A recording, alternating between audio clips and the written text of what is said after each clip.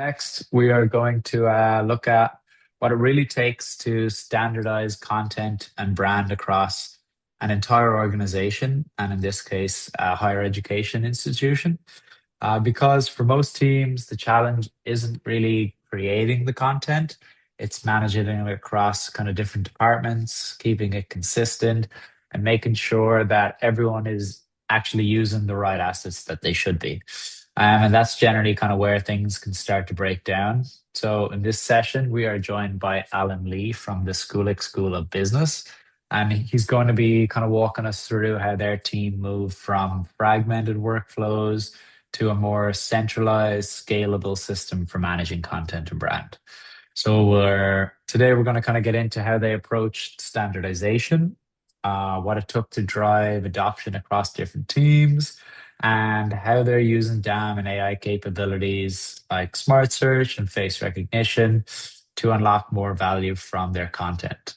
And I think this session will be especially valuable because it's not just about the technology, but it's about the kind of people who are using it, the processes, and what it really takes to make something like this stick across the entire organization. So, Alan, yeah, really great to have you, and thanks for joining us today. Thanks so much for the introduction, Ian. I look forward to sharing some of my thoughts from our implementation of Media Valet. It's been a great success overall so far, but it's an ongoing journey, like you spoke about. When you come from as decentralized of an environment as higher education often is, there's still a lot more work to be done, a lot more people to be brought along. But yeah, look forward to diving into it. Excellent. All right. So, I guess, Alan, first question for you would be before implementing a centralized system of DAM, what did content management actually look like across the different departments at Schoolic? Yeah, so I want to give a little bit of context before I begin. I wanted to mention that it was around January of 2025, so last year when we first procured Media Valet. And the reason why we procured Media Valet was because the marketing director at the business faculty, Schulich, who I currently work under, he was brought in a few months ago. And one of the things that he pitched the leadership team as he was coming in was to procure a digital asset management system. This is something that he's implemented at McMaster before coming to York University with the Schulich School of Business. And it was really important for him that this is implemented right away here. And so, what does now part two of this context, what does working higher ed typically look like, especially even on like a faculty level, let alone like the university-wide level? So even within our faculty, just the business faculty within York University, there are so many different departments. There's the alumni department, there's the research office, there's the academic office, there's the career center, there's the recruitment team. And each of these teams has maybe their own set of marketing people. Um, and so, especially when you work with academics who I have to say they're wonderful people, but they are very opinionated about how they want things to be done. Um, it's developed into every team having their own workflows, their own storage systems, and the director that I was referring to that advocated for procuring Media Valet, one of the things that he was tasked with is refreshing the brand, modernizing the brand. And that's something that isn't possible when um, every single department has their own copy of the Schulich logo. Every single department has their own headshot of the dean or the own headshot of faculty. And so the fact that we were working in such a decentralized department with separate storage processes, with separate like workflows, made it almost impossible to get started on this brand refresh project. So that was kind of like the tipping point or the rationale for Schulich Procuring Media Valet in January of 2025. And so I think I've touched on a couple of different things here, but I hope that that addresses the question about what the workflow previously looked like at Schulich and what led to us wanting to procure Media Valet. Gotcha. Okay. So that's quite interesting. So everything was kind of fragmented. And at that point, was there a risk to the Schulich brand as a whole? Like, was that something that you guys were concerned of, that because everyone was doing stuff so differently, that the overall brand just wasn't resonating and it was starting to become just fragmented? Yeah, as we go through the brand refresh process right now, I actually just hopped from a meeting with our agency. We are seeing that fragmentation is does create brand issues. Um, um, like this is maybe a little bit of an aside, but I mentioned how a lot of academics have really strong opinions. They also have really strong opinions about um, the brand and what Schulich and our faculty should stand for, right? So with every kind of like key stakeholder having a different conception of what the school is like, that makes that refresh process really difficult. And circling back to the asset management portion of this, um, um,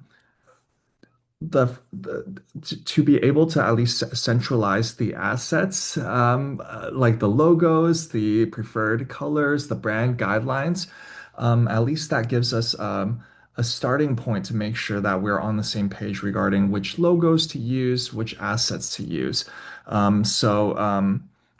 Yes, I think there was a reputational risk, there was a brand risk. Just because we've implemented the dam doesn't fix some of the underlying issues that we still have with decentralization at in this specific business case study. But I think it's a good place to start. Yeah. Okay. And so obviously a lot of opinions coming from the academics and maybe some of the people working in the different departments. What did you see here at the beginning? What were some of the biggest challenges in getting the different departments or different users aligned on one system and one specific way of working? Yeah, I would have to say a lot of it is technical capability, and then also the latter part would be buy-in, right? I hate to continue with the like faculty example, but because of tenureship, for example, a lot of the folks here leading the teams are like 60, 50, 70 years old. And so they're not used to these new types of workflows. Um, so technical capability is one part. And the second part is buy-in, right? So the marketing team was tasked with refreshing the brand and making sure that the brand assets are standardized. But for our individual contributors on the other team, they're measured against very different metrics, right? So to get them to take the time to learn this new platform and to uh, get them to change what was currently working, what was serving their purposes. It definitely was a challenge, and we really had to sell through why adopting this new system, the centralized system, would actually be saving them time, as well as helping our department. So, yeah, that was a complicated process, but long story short, it was definitely probably the most difficult part of implementation. Okay. Did you find anyone kind of stood out? You said the marketing team was quite good. Was there anyone who would you'd consider like your biggest champion internally, and how they kind of helped influence the broader adoption across the different departments? Yeah, absolutely. Within Schulich, I would probably shout out the alumni team. They are the largest team within Schulich, so I think that is one big factor. They had the human resources to dedicate to this project. And secondly, they deal with lots of different alumni members. So I think the facial recognition for them was a really big selling point. Outside of the internal team within our faculty, I want to give a big shout out to the Media Valley support team.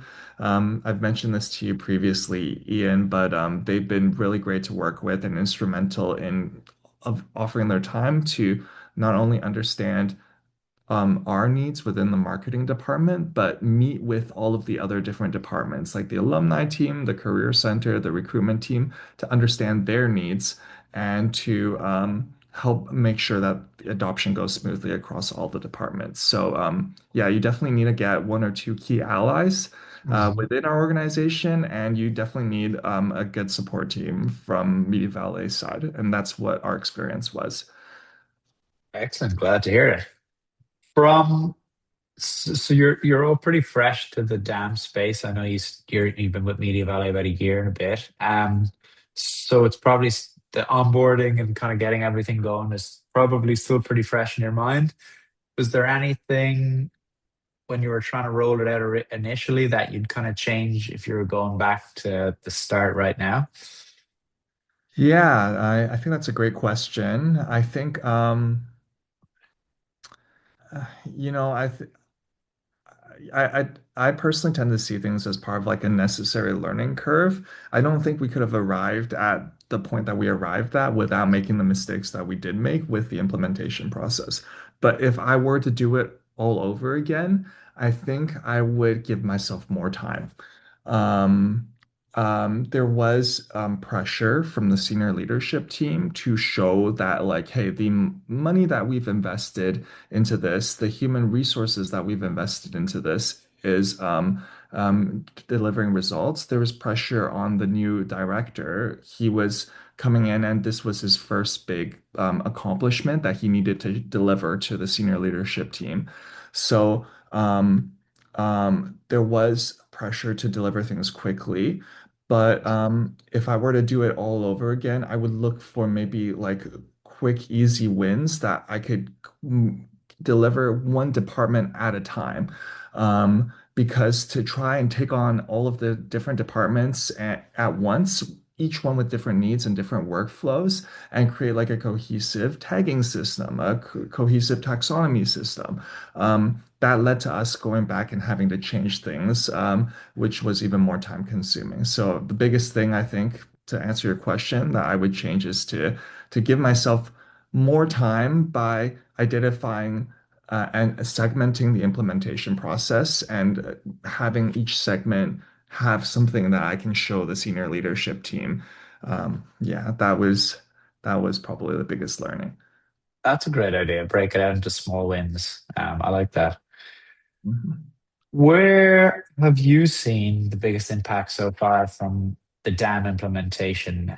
Maybe in terms of time saved, asset duplication, maybe brand consistency, or maybe something else that you've seen that you've really noticed an improvement in? Yeah, I think the biggest impact probably is well, it's hard to nail it down into one area, but I would say like we do see like small wins all over the place. For example, we see much fewer people reaching out to us and asking us, "Hey, can you send us a copy of the logo? Where's this asset? Where's that asset?" So that's been really helpful. For the like internally within the marketing team, like when we work with designers, when we work with our internal video production team, they're able to go onto the dam and use the smart search feature to find the B-roll assets that they need in order to make the revisions that they're looking for. Now that we have a centralized place to store assets that we've hired agencies to create, we can put the like raw files there as well, and we no longer have to reach out to them to get them to change one or two words with a PDF. So that's been helpful as well. But what I would say is probably the most interesting like benefit was that working collaboratively with the dam and the implementation of the dam was kind of at least within my time at Schulich, our first introduction to working collaboratively with these different departments across the Mm. faculty. And I think undergoing that process with different team members has brought like reduced the siloing that's been happening throughout the faculty. It's helped us kind of understand each other's workflows a little bit better and needs a little bit better. And I think it has brought the teams a little bit closer. So, long story short, like lots of little benefits, and one, I guess, more meaningful benefit, it's more of like a cultural thing, but like having this shared centralized process means a little bit more communication across the different departments. Nice. That's nice. Yeah, something that you wouldn't really think about. I'd never think about it when you're down. You've improved team kind of morale or collaboration. That's actually a good one. Moving on to more forward thinking, and the big buzzword of 2026 and 2025 is AI capabilities and kind of using AI to your advantage. I know you mentioned face recognition was one that you and your team used. Um, how has face recognition or any other kind of AI capabilities that you're using helped, or in what kind of processes do you use them? Yeah, I think we've already seen AI help in many different ways. Small time savings for the most part, but meaningful. Um, I think you mentioned the facial recognition portion. This is really important for our alumni team, whose job is to maintain and develop relationships with alumni, with these people who eventually go on to become really successful within their organization and donors back to Schulich. One of the strategies of many that the alumni team employs is hosting events that bring these different people back to Schulich, photographing them, sending them photos afterwards, and personalized communications. The facial recognition tool has been really useful there. Another feature that I touched upon that the creative team uses, Smart Search. So being able to find assets by their color, by the text that was in the B-roll video or the people that were in the video, that feature has been largely helpful for them as well. What I would say is, y- even if these AI current features aren't major time savings, they were really necessary for the implementation purposes. Um, like I was talking about, people needed a reason to switch over from their old workflows. They needed to see benefits from undergoing this centralization process and changing up their workflows. And being able to point to these as some things that, like, they previously wouldn't be able to do with SharePoint, with Google Photos on their local drive or in Dropbox. That was a key thing to making sure that they were on board with implementing and changing their workflows. So the AI capabilities are helpful, and they're also helpful in selling through the platform during the implementation process. So that was really key for us. Nice. Okay. And hopefully then, as more AI capabilities are kind of implemented into the dam and in Media Valley, then you'll be able to use them a bit more and further your AI usage in the dam. Yeah, absolutely. Um, Alan, that was the final question I had for you. I'm going to open it up to the audience. I see one or two questions in here already. So if anyone does have any questions, feel free to pop them into the chat or into the Q&A. I see one here from Jessie. And she is asking, how do you handle if new departments or teams came in, or do they adopt the system easily, or is there a learning curve for them? Yeah, when there's a turnover, there's definitely a learning curve that's involved. I think I think what I would point to is first of all the necessity for good documentation, and then the second thing is support from the Media Valley support team. Again, we've had one account rep throughout our entire time here. Her name, if I can mention, is Rachel. She's been great. She knows our use cases very well. So being able to connect the new team member to Rachel and the support team, that has saved us a lot of time.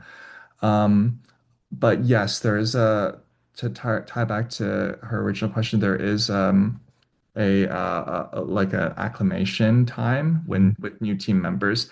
And I'll also say that this is something that we've been asking to be put onto the Media Valet roadmap as well, like Mhm. some additional descriptions that go onto each category that we can customize. So that's something that we would be hoping for as well, like more features within the platform that can help us do that.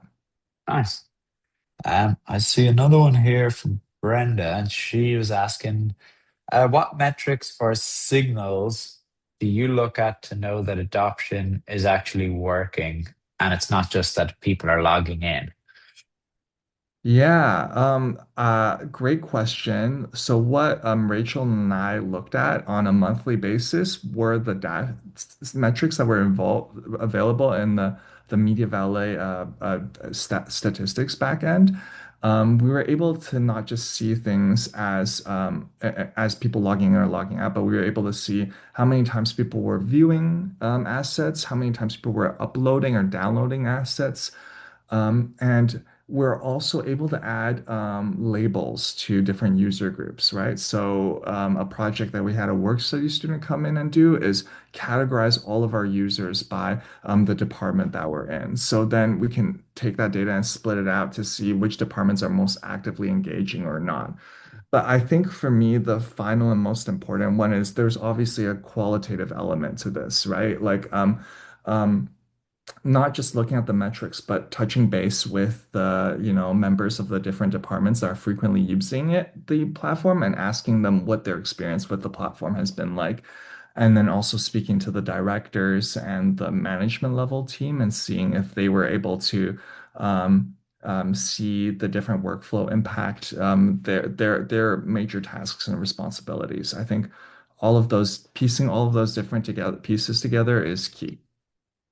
Nice. I can't see anything else in there. So, Alan, I just want to say thanks again for sharing your story with Schulich. And yeah, I hope your dam journey continues to grow and flourish. But yeah, thanks so much for joining us today. Thanks so much, Ian. And it's always nice to see a Canadian company like Media Valet do well. I'm wishing everyone here the best and yourself the best as well for the rest of damn week. Appreciate it. Thanks, Alan. All the best. Bye bye. Next.